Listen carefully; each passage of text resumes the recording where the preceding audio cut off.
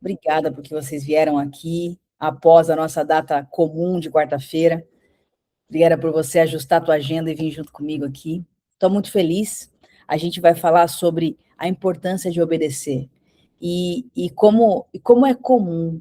A gente fala de temas que certamente a gente já ouviu inúmeras vezes, inúmeras. Mas eu sempre faço um convite para mim, e se fizer sentido eu te faço esse mesmo convite. Sempre que eu vou diante de uma palavra, que eu sei que eu já ouvi sobre ela, mas eu paro e pergunto assim: Espírito Santo, eu tenho certeza que se o Senhor preparou este encontro para que eu possa ouvir sobre esse tema, me ajuda a andar uma milha a mais nele, me ajuda a entender um pedacinho a mais, me ajuda a olhar com uma outra ótica, me ajuda a encontrar aonde estão os meus pontos cegos. E é numa oração simples, com sinceridade. Senhor, me ajuda a olhar para essa palavra com um novo óculos que o teu Espírito Santo pode me dar. E é maravilhoso, porque eu percebo quantas e quantas vezes algo extremamente simples, se eu fosse olhar com a ótica humana, naquele momento, naquele lugar, ele ganha uma nova dimensão, ele ganha uma nova força de transformação no meu interior. Porque a própria palavra diz pra gente: olha, não toma a forma desse mundo, não toma o que é comum desse mundo, se deixe transformar pela renovação da sua mente. O que é esse tomar forma? A nossa era é uma era corrida, é uma era de muita informação, que a gente cada vez mais pega as coisas de uma forma superficial, mas não aprofunda. Esse é o comum no nosso tempo de hoje. E aí o Senhor está convidando assim, ó, não entra nessa vibe não, não toma essa forma não, se permita renovar pela transformação da tua mente, através da palavra. Que hoje o Senhor possa nos transformar um pouco mais, para a gente entender sobre isso. E não tem como falar de obediência sem a gente antes entender por que é importante obedecer. Na real, a gente de forma simples vai falar, não, cara, obedecer é uma coisa correta, obedecer é uma coisa que é devida, tudo bem. Mas por que é importante? O que está por trás disso? O que é, na prática, obedecer? O que é quando a gente fala de uma vida adulta? Talvez alguém que vai assistir depois, em qualquer época da vida, pode ser uma criança, pode ser um adolescente, pode ser um senhor, uma senhora, eu não sei. Seja nós que estamos aqui ao vivo agora, ou quem vai ver depois de muito tempo, eu não sei. Pode ter um estágio de vida aonde o aspecto de obediência fica mais claro, cristalino, que é quando a gente é criança, né? A gente ouve muito sobre isso. Mas a vida vai passando e talvez o aspecto de obediência na vida adulta não fique tão objetivo para nós, tão claro assim. Só que no final, para Deus, nós sempre vamos ser os seus filhinhos. E eu preciso entender. Por que é tão importante isso? Será que Deus só quer que eu siga ali um monte de regras? Será que é somente para que eu esteja protegido? Ou é somente para que eu não faça o que é errado, que eu devo obedecer? É muito mais profundo que isso. E a gente vai conversar sobre isso juntos. A primeira coisa da importância de obedecer é olhar para a salvação. A gente chegou até aqui, talvez você já teve a oportunidade de entregar a sua vida completamente para Jesus, há muitos anos.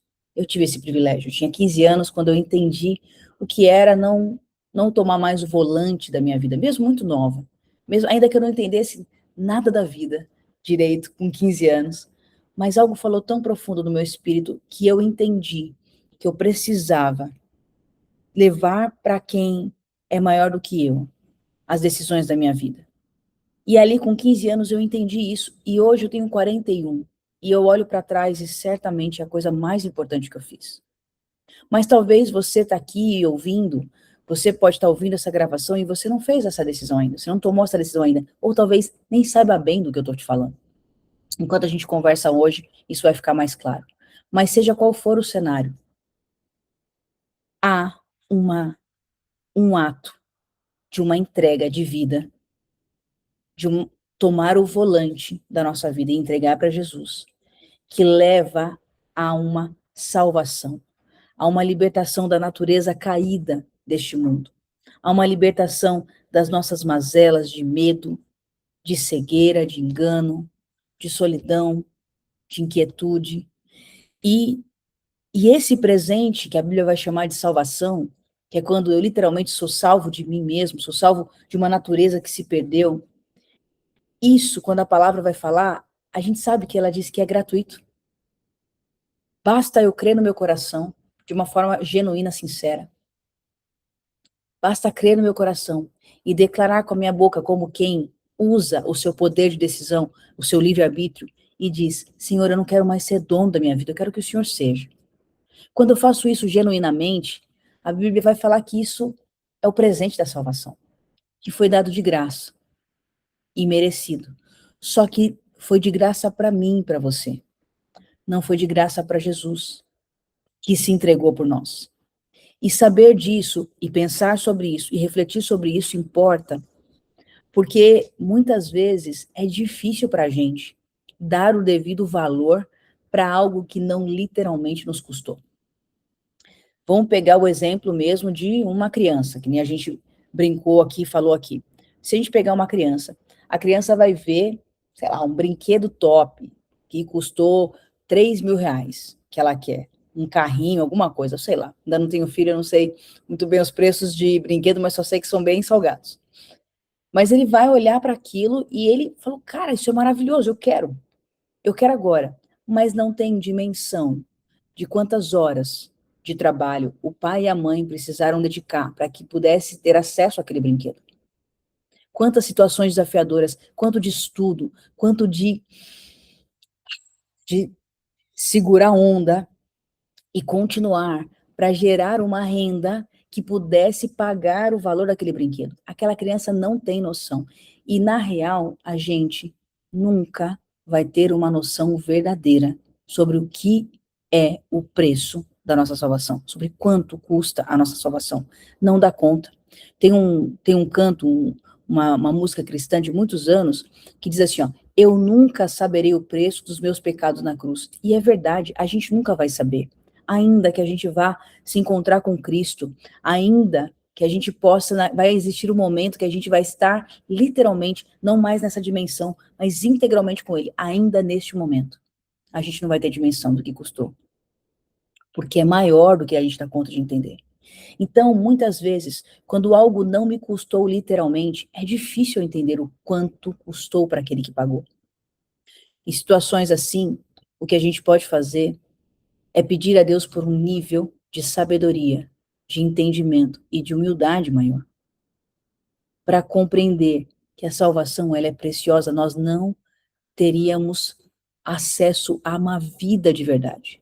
Você imagina alguma vez que você orou, você estava em angústia, em desespero absoluto, e você realmente fez uma oração sincera, parecia que não tinha jeito, mas você orou de uma forma sincera, e você sentiu como se aquilo fosse arrancado de dentro de você? Isso é tão maravilhoso. Eu já vivi inúmeras situações assim, de uma completa angústia desesperadora. E eu clamei e eu senti a presença de Deus me trazendo vida. Você imagina o que é não ter acesso a isso? Muitas pessoas que ainda não conheceram Jesus vivem exatamente esse desespero. É por causa disso que a gente vê, infelizmente, os índices de suicídio chegarem a números nunca antes vistos na história. Por quê? Por não conhecer que existe um caminho para uma verdadeira libertação dessas angústias que podem nascer dentro do ser humano. Agora, imagina não ter acesso a isso. A salvação é preciosa. A obra da cruz custou caro. A obra da cruz fez com que o nosso Deus soberano tivesse que se despojar de todas as coisas para tomar o nosso lugar. E como eu disse, humanamente é impossível a gente ter dimensão do que é isso. Mas se eu tenho clareza de que humanamente eu não dou conta de entender, eu posso pedir para o meu Deus, eu posso pedir para o Senhor. O Espírito Santo me mostra, de alguma forma, de alguma maneira, me permita entender, me permita perceber como isso é profundo, como isso é precioso, como isso é sério.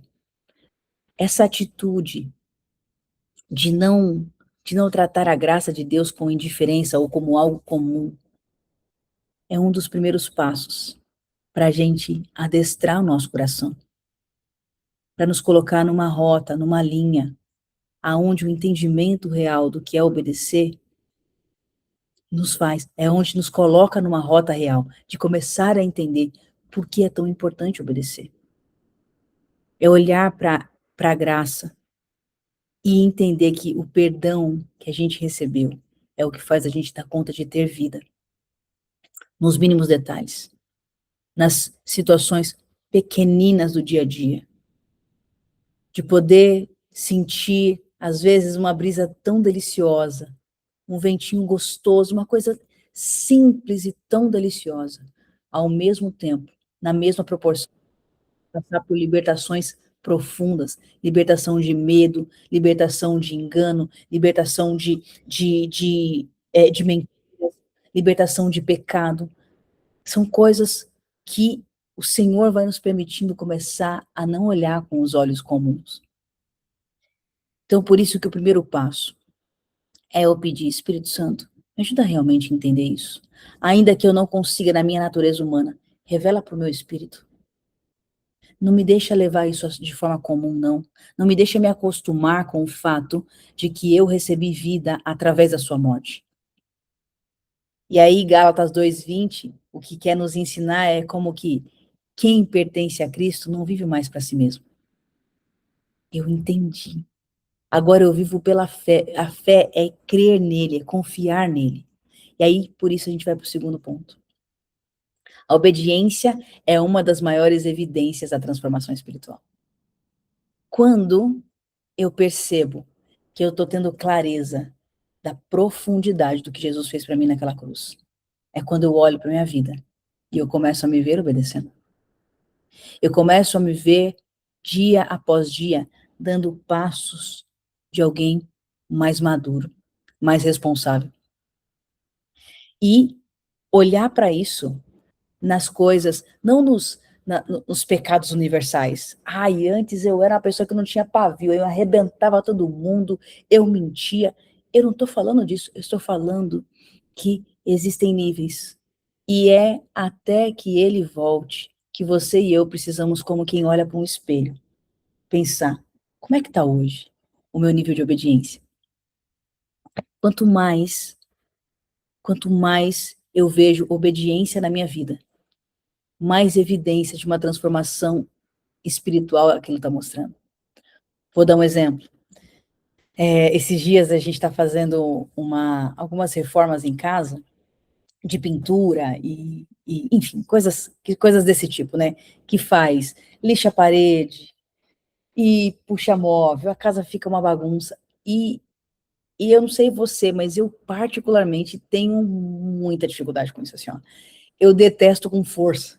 Até brinco com meu marido, que eu quase prefiro que fique de um jeito que eu gosto menos, eu acho menos bonito, só para poder me livrar de mexer com qualquer coisa relacionada a isso. Pois bem, né, lutei a minha vida inteira contra isso, sempre fugi disso com todas as forças, mas nessa situação que a gente está agora, de casa, a gente precisou fazer uma pequena reforma. E olha só, assim, gente, com força, eu tive que morrer na unha. Porque a minha vontade era não fazer. A minha vontade era chegar pro meu marido assim, ó, não vamos fazer isso aqui, ó, eu não quero. O meu desejo humano mesmo, assim, ó, não quero, não gosto, não vou fazer. Olha, tupetuda, chata, enjoada mesmo. Essa era a minha situação. Só que chegou um momento, e nosso Deus é tão doce, que aí um dia, numa oração simples, eu contando para ele que eu não queria fazer nada disso, e que sabe quando você tá lá bem criança mimada?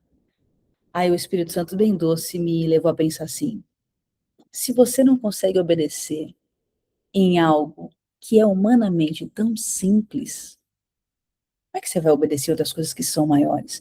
Quando eu preciso reformar a tua vida, quando eu preciso reformar o teu coração, quando eu preciso reformar a tua forma de agir. E aí, algo que é tão bobo na nossa situação diária, ganha uma proporção diferente. Eu vi que, poxa, existia uma necessidade de fazer. Eu ficar me degladiando no final, revelava algumas coisas que, cara, que não precisava ser tão duro assim para mim. Não é que para poder ser transformado por Deus você tem que reformar a tua casa, não tem nada a ver com isso. Mas sabe que quando a gente se degladia muito com uma coisa, ela está, na verdade, revelando outras coisas no nosso interior? E Deus é muito maravilhoso, porque Deus não quer nos poupar das coisas, e Ele não vai, porque Ele quer nos poupar da morte. Que morte? A morte de estar enredado nas nossas mazelas, nos nossos hábitos, nos nossos costumes, ou nas coisas que a gente nega de alguma forma. Você imagina alguém preferir um lugar menos atraente, bonito, só porque não quer ter o trabalho da reforma? Isso era uma verdade sobre mim. Ainda é. Quando eu verbalizo isso para você, eu estou me ajudando a me transformar. Mas eu uso essas pequenas coisas de vida cotidiana para mostrar que ainda tem, às vezes, um monte de ranço lá dentro da gente. Coisa boba, mas que revela um padrão, que revela um perfil. E quando Deus quer a nossa vida, Ele quer a gente inteiro. Ele quer a gente inteiro. Então Deus vai usar as situações cotidianas para mostrar as reformas da vida que a gente não quer fazer. Por quê? Reformar dói. Aí começa a fazer um paralelo. Eu comecei a fazer o meu paralelo. Cara, tal situação que eu sempre disse que não gostava, é batata. O Espírito Santo vai lá e me coloca numa situação que eu sou obrigada a lidar com aquilo. O Espírito Santo está fazendo alguma maldade? Pelo contrário, ele está fazendo a maior bondade que tem, que é livrar você e eu de nós mesmos. Então, quando eu parei, olhei para aquilo e falei, beleza, estou entendendo, Senhor, estou entendendo que eu vou ter que ver essa poeirada na minha casa. E aí, gente, um, um parênteses, né? Ai, como lidar com Deus é da hora. Se liga só, para piorar, o que eu fiz? Eu falei, bom, então eu vou pelo caminho do que vai ficar muito bom, mas com o menor investimento de tempo possível. Então eu fui lá e escolhi um tipo de reforma que seria simples, tipo, o mais simples, entre aspas, não é o mais simples do mundo, mas era bem simples. E estava com tudo perfeito, assim, não parecia que nada ia dar errado. As paredes que eu tinha que pintar tava lisinha, tava tudo assim, cara, eu não tenho o que dizer, né? Pois chega o pedreiro, chega o pintor, começa a fazer o processo, dá a primeira demão. Cara, do nada, sem explicação, começa a fazer um monte de bolha na parede. Resumo da ópera. O que era para ter acabado no primeiro dia, estamos no terceiro e não evoluímos nem 10%.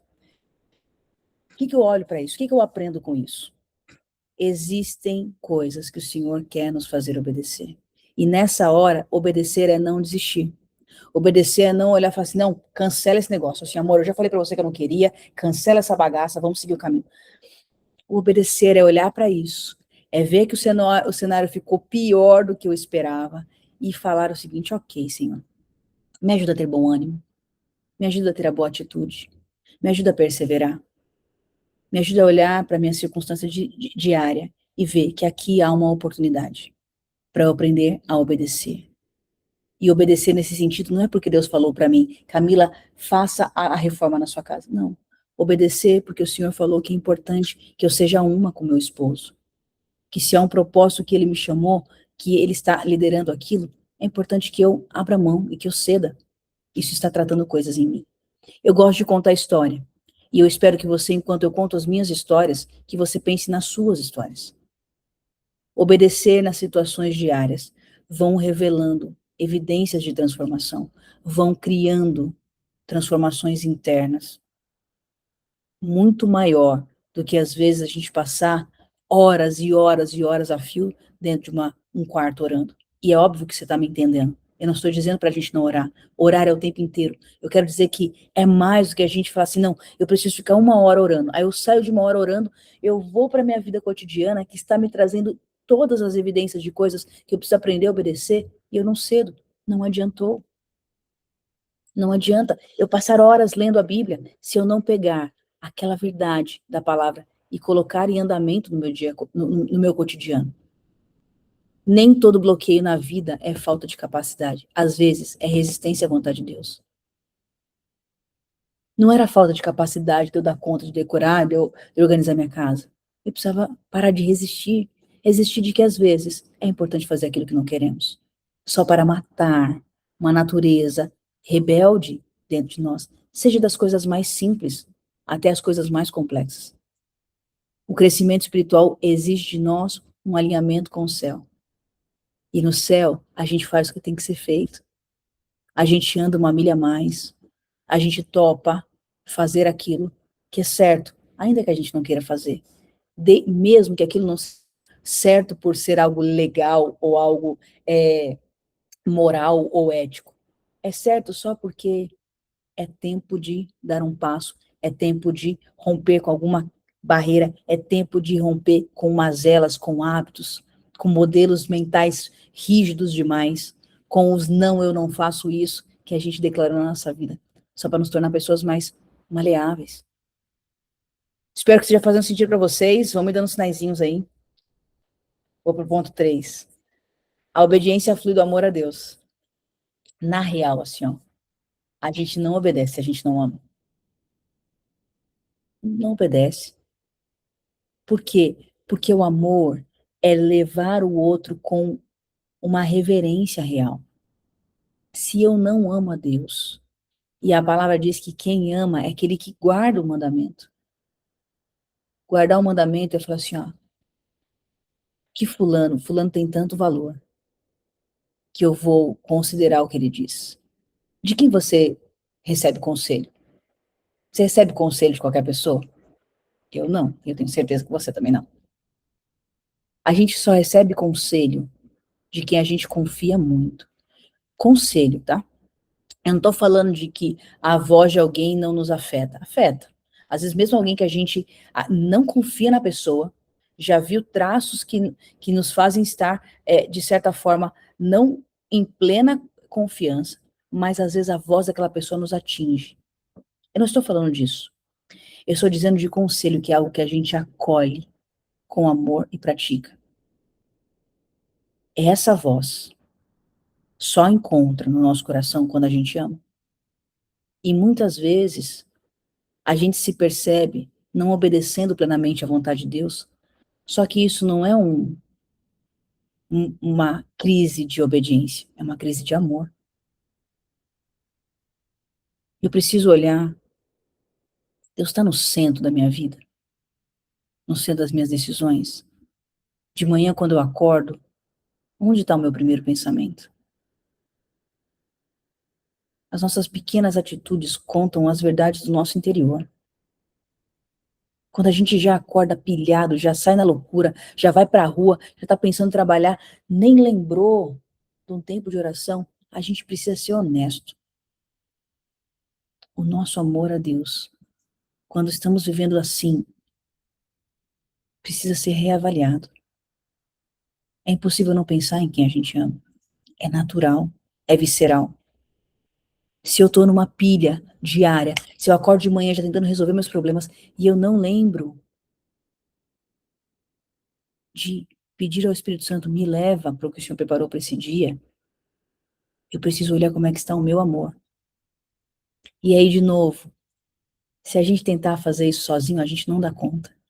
Por isso que obedecer é tão maravilhoso, porque obedecer nos ajuda a alinhar no nível de falar, Senhor, eu tô tão pilhado que eu não paro para pensar no Senhor logo que eu acordo.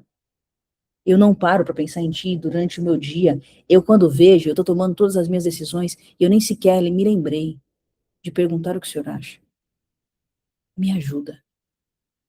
Me ajuda a sair desse rumo.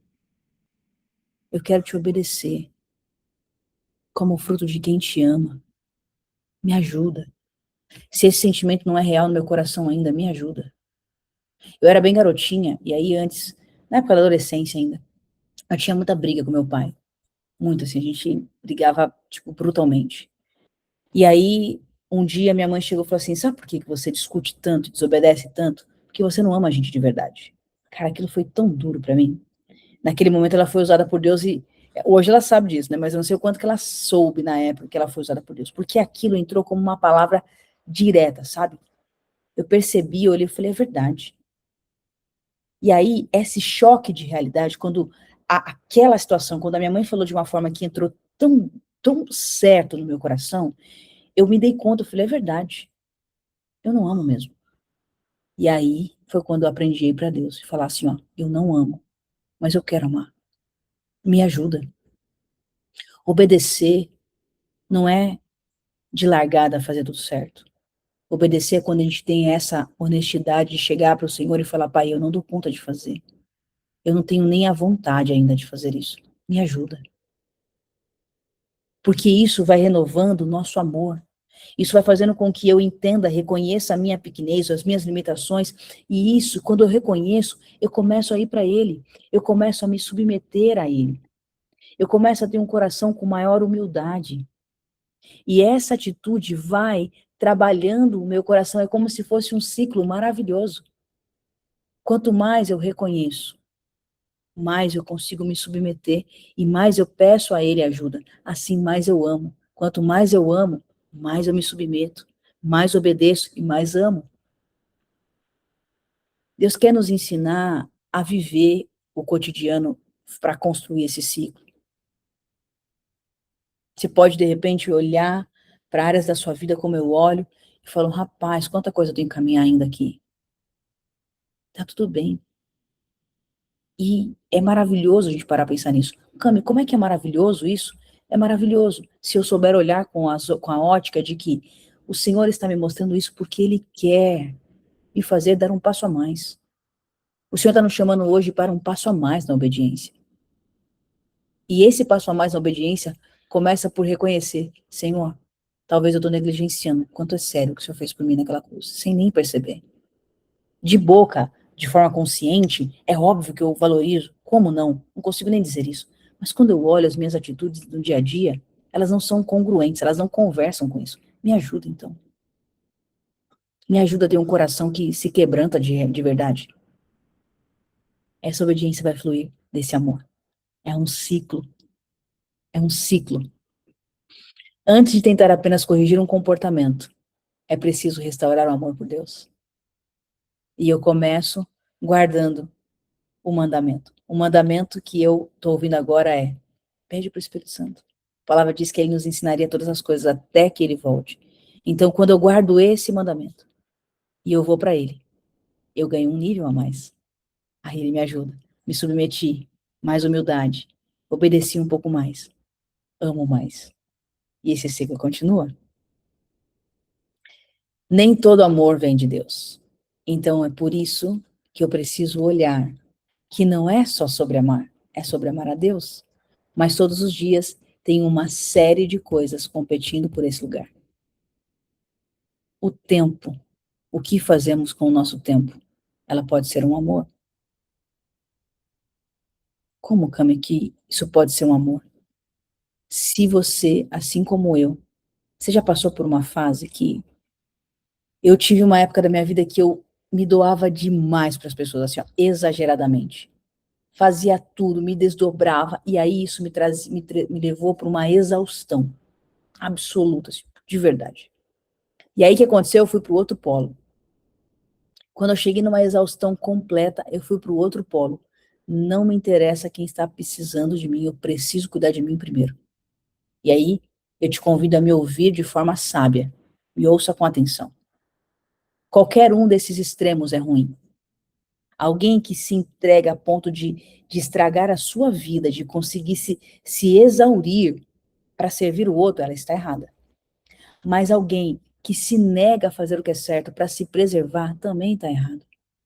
E eu fui de um polo para outro, numa fase da minha vida. Eu fui à exaustão completa. Deus não me mandou isso. Mas eu, dentro do meu fluxo, fui trabalhando, fui servindo as pessoas, fui fazendo tal coisa, e aí chegou uma hora da minha completa exaustão, até que eu fui para outro polo, dizendo assim, ó, não me importa quem precisa, eu tenho que cuidar de mim. Nós temos que cuidar de nós. Mas desde o início, de uma forma de equilíbrio, dando, servindo e cuidando, descansando. Mas naquele polo que eu fui, o tempo se tornou um Deus para mim. Se tornou um amor, porque eu não abria mão. Quando só de pensar, Se você, em alguma fase da sua vida, se deu demais para alguma coisa e você foi ferido, é muito possível que ou você passou, ou está passando, ou vai passar por esse extremo, aonde a gente ama demasiadamente o nosso tempo, e não de forma saudável. O Senhor quer nos levar para a saúde, de valorizar o tempo, de honrar o tempo que Deus nos deu, de honrar a vida que é feita das nossas 24 horas, mas não amar a isso acima de Deus. Porque se a gente amar acima, se eu tivesse continuado a amar acima, eu não teria cedido ao tempo de muitas vezes servir alguém e voltar para o caminho do meio. Às vezes, esse amor pode estar no dinheiro, e aí não por ser alguém mazela, sabe? Como chama? Sovina. De repente você não é alguém sovina. Você oferta, você abençoa as pessoas, você compra as coisas para sua casa, mas se vier uma possível sensação de falta, de que pode faltar, ai, que gelo, que medo, não, já não, se aparecer alguém precisando, eu já não vou entregar. Isso também é amor, é amar ao dinheiro. Por que amor? Porque eu estou entendendo aquilo como tão precioso, a ponto de proteger em detrimento de outras coisas.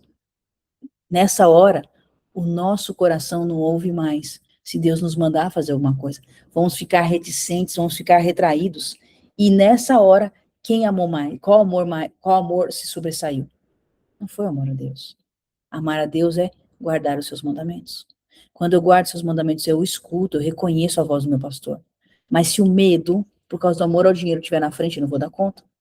Eu posso amar um relacionamento maior do que isso. Eu posso amar um relacionamento. No começo do meu casamento, tinha momentos que eu tinha, como a gente ainda estava ali se alinhando, eu tinha insegurança em falar determinadas coisas, porque eu não queria ter um atrito. Não era pela sabedoria da mulher sábia que ganha o marido pelo silêncio. Ali ainda era medo. Eu amava tanto o meu relacionamento que eu tinha medo de que ao me posicionar sobre alguma coisa, eu pudesse criar um atrito. Esse não é o lugar. Quando eu aprendi a amar a Deus acima de todas as coisas, inclusive do meu relacionamento, eu aprendi que sim, a mulher sábia ganha sua casa no silêncio. Mas existem momentos que, com sabedoria, eu devo me posicionar, sabendo que quem sustenta a minha casa, o meu casamento é Deus. E aí, entra uma infinidade, carreira, bens, imagem pessoal, tantas coisas, vontades pessoais. Esses amores, eles estão lá. E eu preciso confrontar eles, porque esses amores vão me impedir de obedecer a Deus integralmente. E eles estão lá na nossa vida. Eu preciso de novo falar, Senhor, me ajuda a enxergar, me ajuda a conseguir ver. E aí, você e eu temos que dar conta quando a gente faz essa oração. Senhor, me ajuda a dar conta de te pedir para me fazer ver qual amor está em nível errado na minha vida. Está em nível, em quantidade desproporcional, equivocada. Me ajuda a enxergar. E ó, quando o Senhor nos revela, é doloroso. Mas o Senhor, ele nos permite ver e ter essa dor, porque do contrário a gente não mudaria. Quando parece que está tudo bem, quando não está claro nos olhos, o dito popular diz que o que os olhos não veem, o coração não sente, esse dito tem muita verdade. Por quê? Quando não nos expusemos, quando a gente não se expõe, né, a uma verdade que rasga o nosso nível de consciência, a gente fica adormecido por aquilo. Então tem hora que Deus precisa mostrar para nós aonde tem um amor que está sentado no lugar errado na nossa vida, na dimensão, na proporção errada. Nós precisamos clamar isso ao Senhor, porque isso está impactando a nossa obediência. Para discernir se algo vem de Deus, se um amor vem de Deus ou não, uma pergunta pode ser feita: isso me aproxima ou me afasta do Senhor? Uma insegurança não me aproxima do Senhor. Uma genuína confissão de alguma insegurança, isso me aproxima do Senhor. E isso me cura. Quando eu olho, outra pergunta a ser feita: este amor, ele aumenta a minha obediência a Deus ou diminui? Eu faço mais a vontade de Deus ou menos? Lá em Timóteo 6,10, é como se a gente pudesse dizer assim, ó, o amor ao dinheiro pode me levar há males que me afastam da fé ao Senhor e até mesmo das pessoas. Na prática é isso. Esse é um exemplo. Mas aqui a gente falou só do amor ao dinheiro. Pegue todos os outros amores que a gente falou. Estou indo para o final. Obediência também depende de convicção. A fé é o firme fundamento nas coisas que se esperam. Se Deus me mandar fazer alguma coisa e eu não tiver convicção, fé, certeza de que Deus é Deus naquela área da minha vida, como eu vou obedecer? Se eu não tenho convicção que Deus é o meu provedor, como que eu vou dar um passo de fé se Deus me falar, por exemplo, um exemplo, para investir em um curso para que eu mude a minha carreira? Você imagina como que eu vou fazer? Se tá faltando grana, se eu tô sem conseguir malha ali pagar as contas, se eu não tiver convicção que Deus é meu provedor, e aí aparece uma oportunidade que eu percebo o Espírito Santo me falando assim, ó, vai lá, investe nesse curso, muda de carreira que eu vou te abençoar. Se eu não tiver convicção que Deus é provedor, eu não faço, porque tá me faltando aqui. Como é que eu vou, de fato, de verdade mesmo, continuar sendo alguém que tem generosidade, que tem misericórdia, se eu não crer que Deus é meu provedor? Eu vou fazer quando está na abundância, mas não quando as coisas passam pelos desafios diários. A obediência, ela depende de convicção. Eu tenho que saber quem Deus é. E eu só sei quem Deus é convivendo com Ele. Eu só conheço uma pessoa convivendo com ela. O quanto da nossa vida diária a gente está passando com o Senhor? E eu não estou dizendo de, não, eu creio em Deus, eu oro, leio a Bíblia e vou na igreja. Eu estou falando da gente viver com Ele. Levar os temas da nossa vida para o Senhor. Exemplo bobo de novo. Cara, eu cheguei para o Senhor e falei sobre essa questão da parede. Falei, Senhor, assim, o Senhor sabe que eu não queria estender demais isso. Eu não sei nem o que fazer. Me ajuda. Me ajuda ou para conseguir um profissional melhor, para poder a gente terminar isso. Me ajuda. Meu marido passou por uma outra situação recente, que aí é um exemplo que tangibiliza melhor o que eu quero dizer aqui. A gente tinha comprado uma mesa, e essa mesa, ela era de uma fabricação mais manual mesmo, assim, tailor-made e tal. É feito à mão, né? E aí, ela veio com o acabamento errado. Imagina que era uma mesa em L, né? Então, ela tinha que ter um encontro perfeito ali para poder encaixar no lugar, e ela veio invertido. Puxa vida, além de levar, sei lá, mais de 2 semanas para chegar, quando chegou errado. Maior dor de cabeça. Tudo bem. E aí, a gente tinha que receber a mesa nova e eles retirarem a mesa antiga.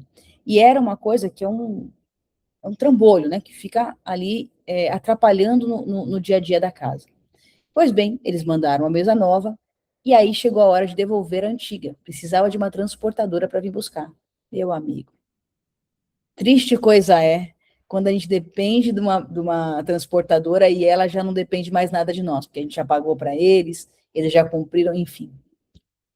Pois não davam a mínima. A gente tentava contato, passou um dia, 2 dias, uma semana, entrou para a segunda semana, os caras nem respondiam de tirar. E um trambolho no meio da casa.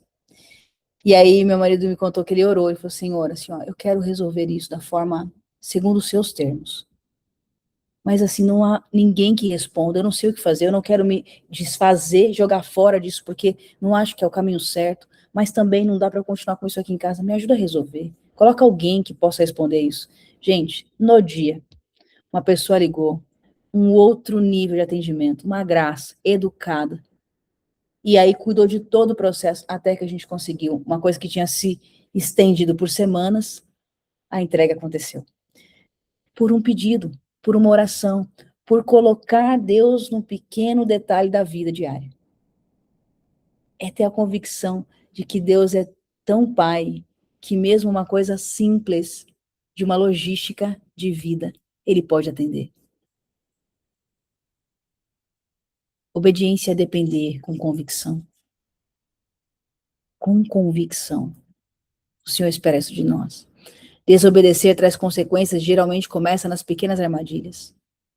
Eu posso não levar situações pequeninas para Deus, mas elas vão chegando em proporções tão grandes, que às vezes a gente chegou numa exaustão, e a gente mais nem ouve a voz do Senhor. A desobediência que a gente dá com proporção grande não começou ali. Alguém não trai a confiança do outro naquele ato da traição. Começou antes. Começou a não cumprir pequenos rituais juntos, seja isso um relacionamento de cônjuge, ou seja nisso, numa fidelidade a um líder, por exemplo. Começou naquela reclamaçãozinha, nossa, mas essa pessoa também, né? Aff, começa ali, começa num olhar para cima. A desobediência traz consequências, sempre. E ela começa nas pequenas armadilhas, nas pequenas coisas da vida diária. E a velha natureza, ela não desaparece sozinha. Essas coisas, a nossa natureza, ela não quer obedecer, ela é contrária. A nossa natureza quer fazer aquilo que é confortável, aquilo que é mínimo esforço, aquilo que não faz eu ter que ceder, aquilo que não faz eu ter que me doar para o outro, aquilo que não faz eu perder o controle. Essa é a nossa natureza, mas ela não vai ser vencida sozinha. Obedecer não é natural, não da natureza humana, é contrário. Então a velha natureza, ela grita, ela não vai desaparecer sozinha. Você e eu precisamos colocar rédea nela. Partindo dessa construção de raciocínio que a gente está desde o começo do papo hoje.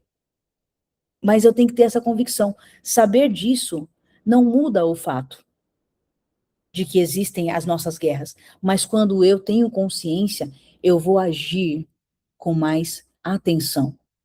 Quando eu sei que a minha natureza caída, ela vem para gritar, eu paro de agir de maneira... vamos lá. Acorda de manhã, a vida que segue. A gente começa a olhar os gatilhos.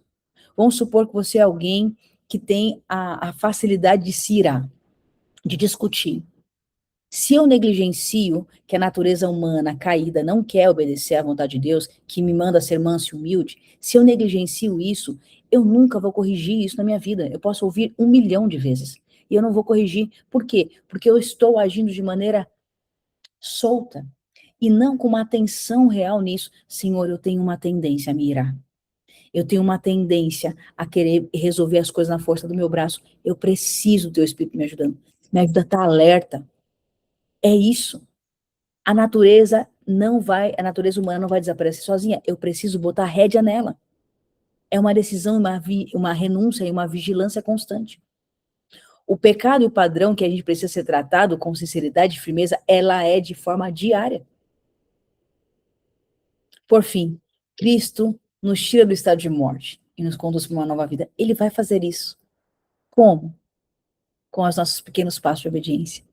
Nem que o primeiro seja reconhecer, Senhor, é muito difícil para mim obedecer. Me ajuda a querer. Me ajuda a não entrar nisso de uma forma leviana. Simplificando demais. Me ajuda a ter atenção e intenção. Em colocar a rédea na minha alma. Pôr a mão na minha alma. Obediência exige crucificar o eu. Então me ajuda, Senhor. Se a minha natureza caída não vai entrar no eixo sozinha, me ajuda a colocar a mão na minha alma, nas minhas emoções, nas minhas vontades, nas minhas decisões, nas minhas prioridades, nas minhas metas. Tinha época que eu tinha meta para tudo. Eu tinha meta financeira, eu tinha meta na empresa, eu tinha meta do peso ideal que eu queria. Eu tinha meta para tudo, tinha meta de leitura bíblica, eu tinha meta de leitura de outros livros. Parece muito maravilhoso isso, né? Mas isso é um ativismo e não uma confiança em Deus. Eu estava tão no centro que eu queria ser uma máquina de execução. E não há problema em ser produtivo, não é isso.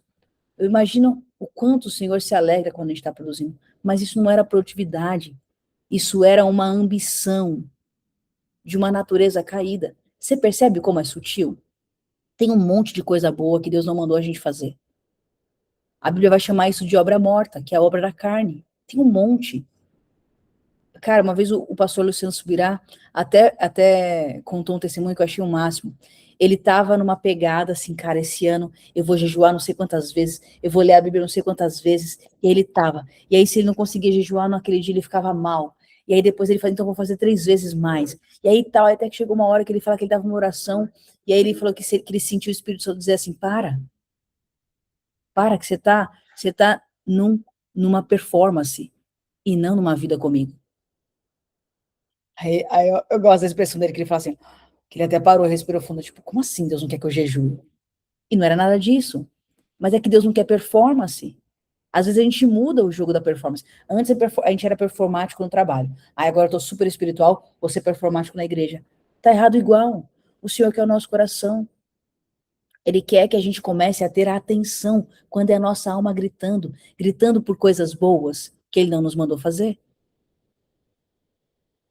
É uma linha tão fina. E é fina por quê? Porque é até a estatura de varão perfeito, é até parecer com Jesus, é até o nosso coração fazer as coisas por amor a Ele, por amor dele em nós. Então, imagina o quanto é desafiador esculpir essa natureza. E aí, quando a gente para olhar, a gente fala assim, caramba, eu não dou conta disso, não damos mesmo.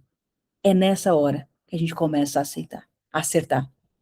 É quando eu tenho convicção absoluta que eu não dou conta, mas que eu falo, Senhor, eu não vou desistir até aqui.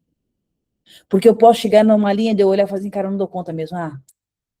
Deixar pra lá. Eu não consigo essa vida cristã mesmo. Engano, queda, desobediência. Mas eu também não posso ir para outra linha e falar assim, não, eu vou dar conta, eu vou orar até espumar o canto da boca, eu vou conseguir. Não, o Senhor espera que a gente chegue e faça assim, Senhor, eu não dou conta, mas eu quero muito parecer contigo e eu sei que pelo poder da palavra eu posso. Me ensina a te obedecer. Isso é colocar a mão no eu. Isso é crucificar nossa carne. E por fim, a vida obediente depende da ação do Espírito Santo. Não dá pra gente fazer isso sozinho. É impossível. Porque essa natureza grita. Mas é tão delicioso fazer com ele. A gente começa a viver uma vida que é uma aventura. Até pintar uma parede vira um motivo para ele lapidar nosso interior. A vida tem tanto mais significado assim. A vida cristã começa a ter um sabor diferente. O Senhor não nos chamou para um dia de culto. Ele chamou para isso mesmo, para dia a dia, dia a dia. Qual é o seu cotidiano? Qual é a sua vida diária hoje? Que você olha e fala assim, cara, tá muito difícil obedecer isso. Muito difícil. Será que é acordar cedo? Será que é dormir um pouquinho mais tarde? Será que é trabalhar um pouco menos? Será que é trabalhar um pouco mais? Será que é parar de ler todos os livros que tem no planeta? Ou será que é ler um pouquinho mais? Não é o quê, é por quem. E o nosso amigo Espírito Santo está nos chamando para a gente entender como é poderoso, como é importante obedecer. A obediência mata essa natureza caída. A obediência à palavra nos alinha à vontade de Deus. Um tiquinho de cada vez. E se faz sentido para você essa palavra, assim como faz para mim, eu quero te convidar a fechar os seus olhos, nós vamos orar. Para que o Espírito Santo nos ajude. Um reconhecimento simples e muito verdadeiro de que a gente não dá conta sozinho, mas de que a gente quer muito viver isso. Feche os seus olhos. Nosso amigo Espírito Santo, como a gente precisa de ti. Como é muito mais fácil falar sobre isso do que viver. A gente, por tantas coisas assim da vida, é tão natural falar que isso é importante e entender que isso é real. Mas como é muito difícil, desafiador viver isso na vida diária. Nos ajuda a nos limpar um pouco todo dia, Senhor. A nos limpar da gente, da nossa estrutura de pensamento, dos nossos hábitos, dos costumes que a gente desenvolveu, das coisas que a gente acredita e nem se dá conta que são essas crenças que estão tomando decisão o tempo todo no dia a dia. Nos ajuda a viver essa palavra, a obedecer no pequeno, a obedecer nas coisas que são absurdamente simples. Quando às vezes a gente ouve algo, ó, fica em casa hoje. E parece ilógico, parece não fazer sentido nenhum, mas que o nosso ouvido esteja treinado para ouvir, poxa, meu pai falou para não ficar hoje. E não iria acontecer nada, mas era somente a voz do teu Espírito treinando o nosso ouvido para nos fazer aprender a obedecer. Ajuda a gente a chegar nesse lugar, ajuda a gente a caminhar para isso. Eu oro, Pai, por mim, por cada um dos meus irmãos que estão aqui, cada um que vai ver essa gravação. Em nome de Jesus, Senhor. A gente não dá conta de fazer isso sozinho, mas isso é a vida cristã real, é o Senhor lapidando pedacinho por pedacinho da nossa essência, hábito por hábito, forma de pensar, a essência do nosso espírito, lapidado pelo teu espírito. Nos ajuda, Senhor. Nos ajuda a encarar a vida diária, como o Senhor espera que a gente encare. Caminhos e canais que o Senhor está lixando, lapidando Cristo em nós. Moldando Cristo em nós. Eu oro, Senhor, nos ajuda a lembrar disso, nos ajuda a lembrar que a gente não pode agir com naturalidade contra a nossa natureza humana, porque ela vai se levantar, porque ela grita, nos ajuda a ter, Senhor, o discernimento, a sabedoria de colocar a mão na nossa alma, nos mínimos detalhes, nos ajuda nisso. Eu te peço, Pai, e eu te entrego a nossa vida, eu te entrego, Senhor, o nosso clamor, aquilo que a gente ainda nem sabe que não sabe, que o teu Espírito Santo nos revele, haja luz, luz no nosso espírito, luz na nossa alma, luz nos nossos pensamentos, sentimentos e atitudes, haja luz, tudo que está oculto a nós mesmos, Senhor, que o seu Espírito possa revelar e nos ajude, Senhor, a passar pelo processo, a aguentar o tranco do processo de formar em nós, Senhor, aquele que é como Cristo, que obedeceu até a morte. A morte de cruz de Cristo é a nossa morte diária do nosso eu. Eu te peço, Pai, e eu já te agradeço porque eu sei que a gente não vai passar por nada disso sozinho. O Senhor criou todo o recurso, todo o caminho para a nossa completa libertação. Em nome de Jesus. Amém. Amém. Tamo junto. Se alguém quiser comentar algo, ou fazer um pedido de oração, ou dar um testemunho, faz isso nesses segundos. Só me dá um sinal aqui na mensagem que eu já vou te ouvir. E enquanto você se prepara para dizer algo ou não, eu quero falar com você que me assiste ainda aqui agora, nessa gravação. Talvez você não teve a oportunidade de entregar sua vida para Jesus. Talvez você não tenha uma plena convicção ou entendimento do que é isso. Mas é muito simples. O Senhor Deus nos criou. Criou para que a gente andasse com Ele. Ele tem planos de vida para nós. Só que Ele não queria um robô. Deu para mim e para você algo chamado livre-arbítrio. O poder de decisão. Escolher caminho A ou caminho B. E a palavra, a Bíblia, nos ensina que a gente pecou. Sabe o que é pecar? É errar o alvo. É quando Ele nos ensinou, quando Ele desejou e escreveu para a gente um caminho, e a gente, mesmo que de forma consciente ou inconsciente, seguiu outro caminho. Isso trouxe morte para o nosso espírito. É por isso que muitas vezes a gente pode ter tudo, mas no fundo a gente olha para dentro, não sabe explicar por quê, mas tem um buraco, tem um vazio. É porque nascemos para uma vida íntima com esse Deus. Como a gente falou aqui ao longo desse encontro todo hoje. Mas a Bíblia nos ensina uma coisa. Quando a gente pecou, quando a gente errou o alvo, a gente não dava conta de voltar ao caminho. Criou-se um abismo, uma distância entre nós e Deus. Mas Ele, sabendo que a gente não daria conta de voltar para essa relação com Ele, Ele promoveu o caminho. Ele colocou Jesus para morrer numa cruz, para pagar um preço para obedecer o que eu e você não obedecemos, a ponto de morrer uma morte que era a consequência minha e sua. E ao fazer isso, Ele comprou o direito legal de que a gente pudesse voltar a Deus. Sabe alguém que matou uma pessoa e que deveria ser preso? Jesus foi lá e falou assim, não, que eu seja preso no lugar dele. Ele nos deu a libertação. E eu só preciso pegar esse presente, receber como um presente verdadeiro meu, e dizer e reconhecer com o meu livre-arbítrio que eu quero que Jesus seja o dono do meu coração novamente. E aí a palavra vai dizer que basta crer no meu coração e confessar com a minha boca, como quem usa o livre-arbítrio e declara deliberadamente que quer a ele. Ao fazer isso, com fé, a gente voltou de novo. O nosso espírito volta a viver. E tem a habilitação para se relacionar com Deus de novo. Então, se essa palavra é para você, eu quero que você, não importa onde você estiver, você pode estar vendo apenas essa gravação, em qualquer época da vida, não sei. Mas eu quero que se você entende que essa oração é para você, ore comigo, feche os seus olhos só para você não se distrair e repita comigo essa oração. Diga assim: Senhor Jesus, eu ouvi a tua voz hoje.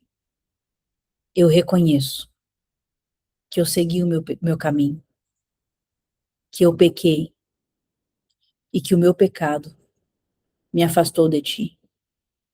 Mas hoje eu me arrependo e eu te peço, me perdoa, lava-me com o teu sangue, escreve o meu nome no livro da vida, porque hoje eu te recebo como meu Senhor e suficiente Salvador.